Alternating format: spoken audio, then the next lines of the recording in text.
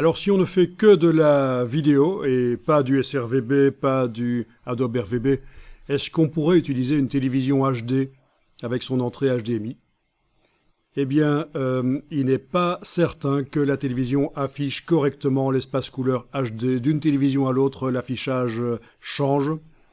Donc, une solution serait de créer un profil couleur de la télévision et toujours sans utiliser le système de gestion des couleurs de l'ordinateur, on va en fait envoyer le profil sur une box à table des couleurs qu'on place entre la sortie du module d'entrée-sortie HDMI et la télévision et qui va corriger l'affichage des couleurs sur la télévision et la rendre un peu plus fiable.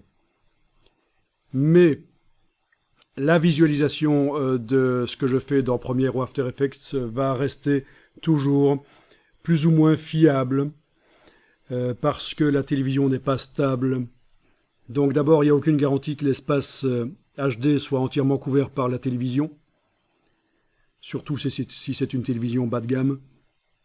Et il n'y a aucune garantie que les couleurs ne se modifient pas au fil des heures d'utilisation suivant le nombre d'heures que j'utilise la télévision, peut-être qu'elle va afficher les couleurs un peu différemment. Donc, c'est un peu la solution du pauvre et c'est plutôt à éviter. D'autant que ça nécessite quand même l'investissement d'un module d'entrée-sortie qui coûte à peu près 200 €. Donc, quitte à investir à peu près 200 € dans un module d'entrée-sortie professionnel, autant investir également dans un moniteur auto-calibré.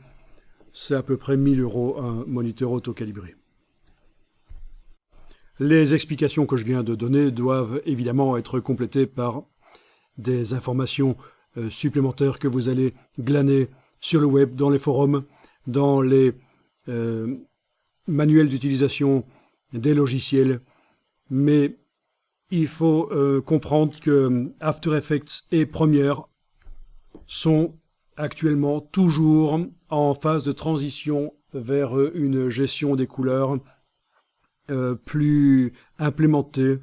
Pour l'instant, il y a encore des manques dans la manière dont After Effects et Premiere traitent les couleurs.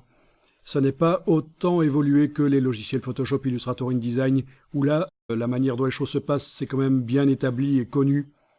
Vous allez remarquer dans les forums de discussion que souvent les professionnels se plaignent un peu de la manière dont After Effects ou Premiere gèrent les couleurs, de la manière dont ça se passe. Donc Adobe a encore du boulot à faire de ce côté-là. N'hésitez pas à me contacter si vous voulez apporter des informations supplémentaires ou commenter ce que j'ai dit. Le schéma n'est pas totalement complet puisqu'il n'intègre pas la question de la linéarisation du gamma dans After Effects. Mais c'est un sujet un peu à part. Ça concerne surtout l'amélioration de la qualité des effets spéciaux qu'on applique dans After Effects avec un gamma linéarisé. Les effets sont mieux calculés. Et il y a des articles sur le web qui sont très bien faits là-dessus. Et je reviendrai là-dessus certainement aussi. C'est un sujet très intéressant, travailler dans un environnement linéarisé.